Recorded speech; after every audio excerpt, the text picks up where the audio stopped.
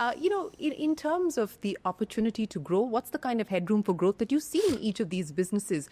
They're nascent today. What could they look like 5 years on? From a size, I think just because of the fact that payments reaches practically every Indian, our opportunity to create out of that cohort multiple Indias that deserve different kinds of financial services products, that's the opportunity. So that's what really excites us, right? Even in insurance, we've taken the path of trying to actually build out insurance distribution purely on the digital platform. Right. We've seen success with two-wheeler and four-wheeler, and we hope to replicate that how much of a time it takes on health as well as life. Today, we believe that the traditional modes of selling insurance are broken for a variety of reasons. They're either selling the products that is the easiest to sell, not necessarily right for the consumer, or it's being sold through the physical channel where the commission dictates which is the product that should reach the consumer. We want to solve for both, which means that get the right products and get them at the price that is right for the consumer. And that can be done only if you potentially take the digital-only route, let data dictate the terms, and then let the consumer make the choice. So I think that's really the opportunity on financial services. The opportunity on financial services, but I also want to understand from you the opportunity as far as PIN code, which is more your baby, and how you see that playing out given the competitive landscape. There's a national supply chain that reaches the last mile in every city in India. Goods already reach there. The pricing is really attractive. It's not like natural, the MRP doesn't change from a dark store to a white store. Capital being used to discount prices lasts only so long. We've seen the e-commerce cycles play out. Ultimately, you have to make money. So when you take the price discounting out, it's really the quality of service that they offer which is better. And the ability to actually find a large selection. That's the thing that digital platforms do better. But the model is to reinvent the entire supply chain. And I think the same is happening with quick commerce. I mean, there's dark stores in every neighborhood next to the retail stores, right? And I think what we are trying to do is say, hey, again, just like our insurance approach, can we go in there and build every single piece of technology required for a store to become real-time available? Okay. And I mean scanning your barcodes to get a digital catalog, and then having a pick and pack app, and then having an app integrated with third-party logistics, and having a full ERP so that all your orders go through this ERP and you know what inventory you have. And these are the real problems on the ground. They're not fun. They're very hairy problems to solve because every store has a different level of capability. But I think what gives us comfort is the fact that we can do these as skunk projects at a low-cost basis. You can work with 5 stores for 6 months. See, I think where we are blessed, again, going back to one, quality and patience of our investors and our own capital efficiency, we have the reserves to go slow and do it right. We're not rushing to our Series A and B and C. These are all businesses incubating within the umbrella, quite like multi-platform players in the West.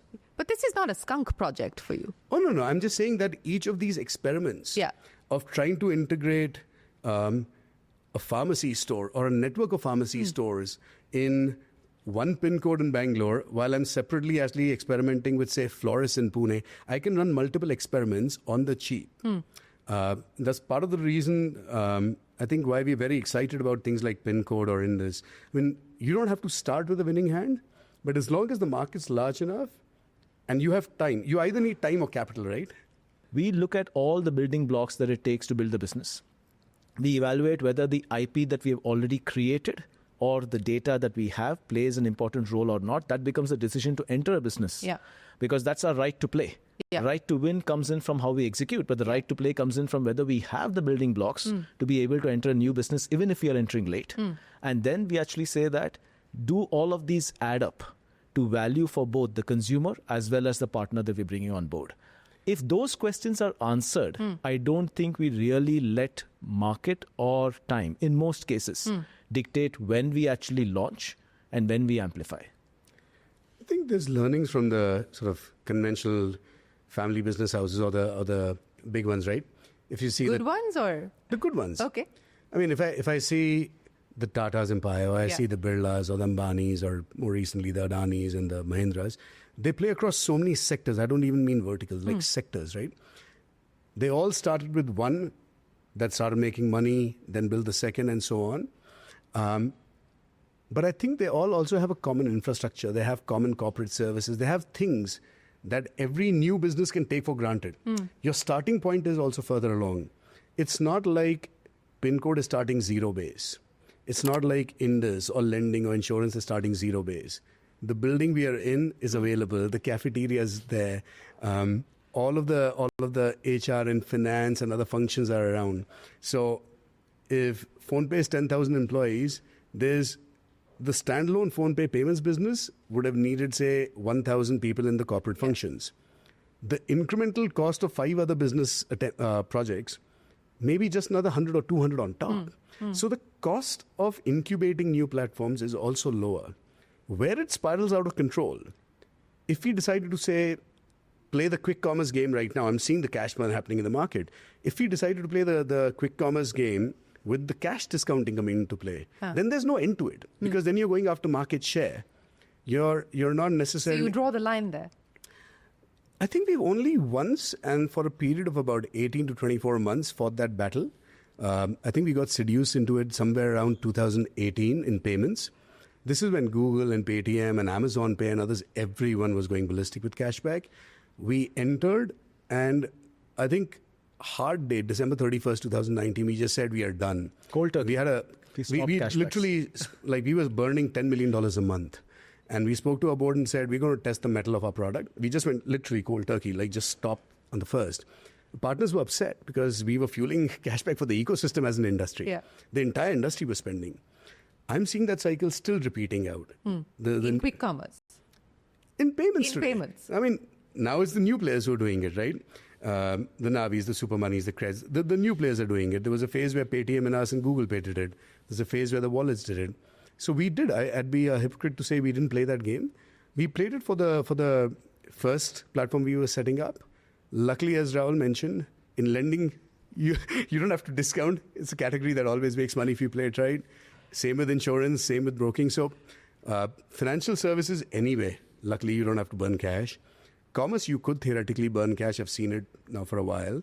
Not the game we want to play. You know, if I could pick up on what both of you were saying and the example that you gave of how we've seen this conglomerate model as far as large legacy companies are concerned, is that the ambition of creating a digital conglomerate? I mean, the organizational structure certainly seems to suggest so.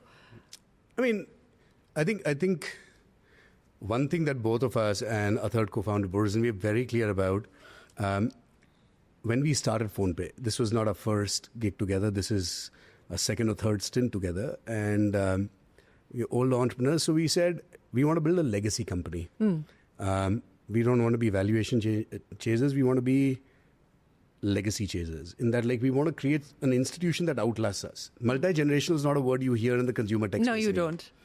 So we said we want to try and do a that. multi-generational great company. Yeah. Yeah. You know, does it help? You talked about VCs, and very often we've seen this sort of play out. You bet on the short term as opposed to betting on the long term. And we've seen that sacrifice being, and it's a fine balance as well. But does it help then to have, Walmart parentage in that sense? It definitely helps. I mean, they're 70 years in. They're massive. They're public. Families still got a very large share of Walmart. So in that sense, I think they're as patient capital would get in this space, right? So that definitely helps. I think they themselves have invested into multiple markets where they've taken long positions. So they're invested in that sort of long multi-generational play automatically. So that definitely helps. I think there's a meeting of the minds there for sure. Much more than we would have had if we were talking about early stage VCs. Especially during those cycles where there's hyper growth, right? Yeah. It's very hard telling a VC who's put a third of their fund in your Series D, I'm going to stop cashback tomorrow because I want to test capital efficiency. You wouldn't have been able to do it. You wouldn't, because they'd be like, but I'm all in. I'm like, but I want to get all out of this game and play the long game, right? So I think it was the right time for us to actually get more sort of sovereigns and strategics in.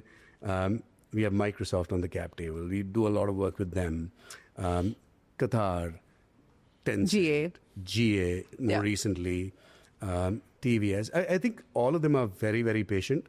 So I think, and it's a cozy small cap table today of very high quality investors. But does it worry you? Does it concern you? Because we're seeing this play out at this point in time of how companies are going to be viewed as far as their foreign shareholding is concerned, and whether there is likely to be any regulatory change, any regulatory pushback. I think for India to be globally competitive, we will need to compete with global players. So there's going to be an FDI entry route.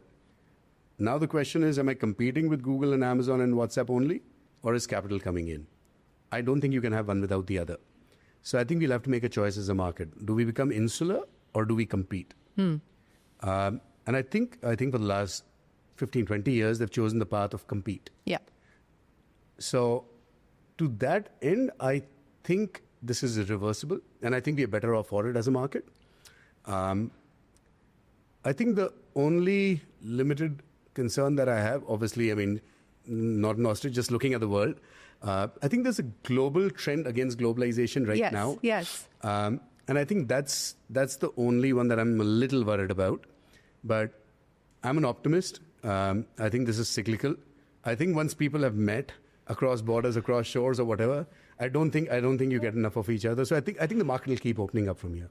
I think India, for its scale of population, diversity of population and diversity of problems, we should take a view of what allows us to leapfrog the lack of infrastructure in the various domains, segments that we have, and choose the path that allows us to get there the fastest. Within that frame, if there's a choice to be able to say take local capital versus foreign capital, I think it makes sense. Yeah. But to actually elevate the conversation about capital and investors being local or foreign, at the same level of whether the problem to be solved for is right or wrong, I think is that's the issue. Speaking of regulation, the other overhang, of course, now pushed out to 2026. But you've lived with this for the last many years. It's a 2-3 year cycle that keeps playing out. I mean, how do you deal with this? Are you now working with the fact that, look, we'll wait till 2026 and see what happens then? Or are you working with the fact that, look, we've got to be prepared for 2026 to actually happen? I wish this were an app update that I could sort of work on, right? I mean, some of this is just because the deadlines are cyclical, some of the build-up is. I'll say this. I think because this was the third cycle that just finished in 24 December, and because I think there's also, I think the media really starts dialing this up as you get closer, right? It's almost like this... Are you not checking your WhatsApp every few days? No, actually we don't. And I think honestly, the ecosystem has become it. I genuinely think that media, because NPCI was reporting monthly numbers for all the players, unlike a lot of other segments, the attention to the leaderboard on UPI. I mean, right now I see people reporting this person jumped to number 7 and that one jumped to number 9. It's like, because 1 and 2 is done and dusted. No, so can you tell me? E-commerce is a decade older. Could you tell me who the number 7 and 8 player in e-commerce are? Could you tell me in food tech? Could you tell me in cap tech? Or Could do you we tell me even in any report sector? it? You can't. Now the point is, because the data is there, it's a talking point. Yeah. And because they put this cap circular out, it's a larger talking point. I think this time, I think the comfort that we got, the comfort we were seeking was when we spoke to the policymakers, the regulators, ecosystem. I think one assurance that was provided was that whatever they do, I think there is a desire by the regulators to actually create a more diversified market. I agree with that. Sure. The fact that burden is somehow falling on us did not sit right by us, and we express why. I mean, it can't be the entrepreneur's burden to actually reduce market share, and I think they agree with that at some level. But I think the approach to then get past this impasse has to go from circular to something else. And I think that broad understanding after 4 years of dialogue has happened, and it sort of it's translated into two things. One, everyone's agreed, no matter what happens, you don't hurt the customer. Not PhonePe's, not GPay's, not Paytm's, not the 10th persons. You just don't hurt the customer because payments is sacred. Second, newer players have to stop calling themselves smaller players you're small because you're new. And if you want market share, you can't just say, I want that. You got to earn it by differentiation. Yeah. And I think even Dilip at NPCI said this now. I think people need to give users new reasons To move. buy their toys. Yeah. So otherwise, it's aggregation theory, the rule of three, or whatever you want to call it. If these are free apps to the consumer and there's 100 of them, over time you have to trust consumer choice will converge around the best 2 or 3. That doesn't make the 20th app or the 25th app disadvantaged. That just means in perfect competition, you didn't prevail. And in the context of sort of this overhang, I'm hopeful before 26 arrives this time. There's been so much discourse around this publicly, privately, at the ecosystem level, that I think they will unleash, hopefully, the next wave of innovation on basic interoperable UPI paradigms. You need one QR in any app to work. You need one app to work. Beyond that, everyone should be able to innovate. I think because of the cap, what's happened is innovation significantly slowed down. Because now what's happening is, the large players can't launch first. Okay, the small players don't want to launch first. They want to gain growth. So no one's launching. And I think that's actually the only way in which you change the market. But, do you worry? And we're seeing this the world over at this point in time, including in the mother of, the capitalist markets like the US, where they're talking about breaking up large tech companies because of competition-related issues. So do you believe, while I get what you're saying, that you see this as a perverse regulation, anti-entrepreneurship, anti what you're doing, but do you believe that it's something that perhaps environmentally is gaining momentum? So couple of things there.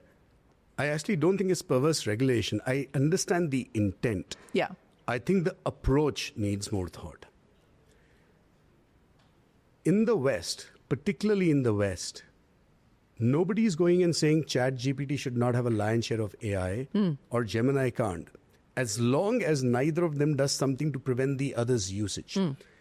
Majority of the lawsuits are in the Google ecosystem or the Facebook one. And they're of two kinds.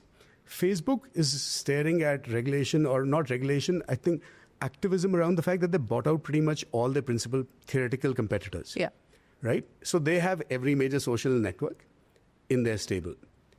We've not acquired anything in payments, life till date. We built everything we have, and slowly and painfully, as we just discussed.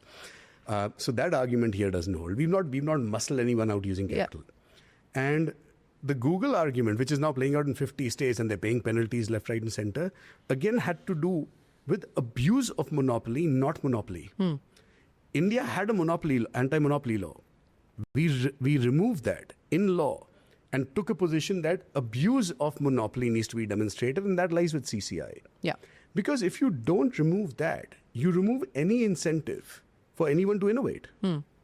If being the leader of something or being large in a sector in of itself is inherently bad, somebody then publish these leaderboards on day 0 so that I know I don't need to actually go past some number, right? I'd like to believe that we trust our markets and our innovation cycles more than that. Secondly, I think specifically to UPI, there's no barrier to entry. You still have new TPAPs, apps coming in practically every month, right? NPCI is trying to create a more vibrant environment. It is a completely interoperable platform, which means effectively the consumer is not tied to any specific app, but it's a choice that they can easily migrate from one app to the other. In fact, many consumers have multiple apps. Fair enough. So it isn't a monopoly by design or force. It is, first of all, it's not a monopoly. We talk about it's not a closed loop system. It's not a closed loop system. It's consumer choice that is ultimately playing out. There is no barrier to entry. You have some of the largest conglomerates like the Tatas entering. Yeah. You have completely new startups that are getting funded on the back of their play in UPI. Yeah. In such an environment, it's very difficult to actually see why consumer choice playing out with one or two apps is really a problem. There's another very important element here. It's not that any of the tech conglomerates in the West are just really large or they're abusing monopoly power. there, China, other markets, I think the activism's coming about because they also have pricing power in the advertising market or in particular Yes. like device markets. Who are we charging in UPI? Who's anybody charging? I mean, we are waiting to actually make some money.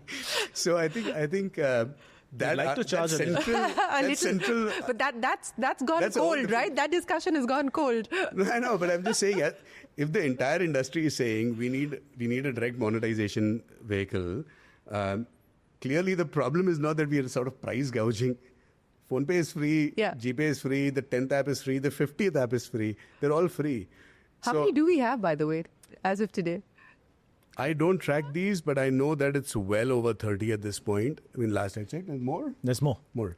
There's definitely more. Right I think if you put together all the bank apps, you put together the other apps, they're significantly larger, but they're all options. They're all options for the consumer. Yeah. So there are quite a few apps that actually work on UPI,